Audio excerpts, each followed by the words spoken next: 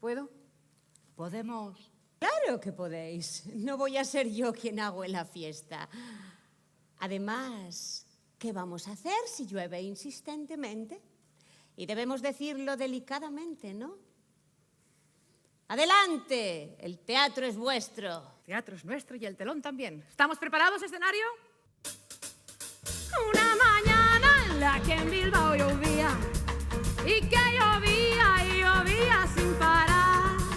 Fue tanta el agua que saliendo de la ría todos los peces se echaron a volar.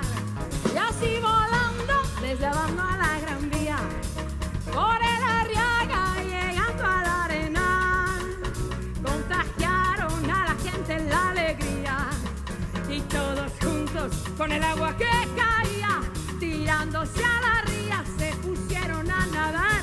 Con tanta gente la ría se ha enfadado, ya que era una manifestación.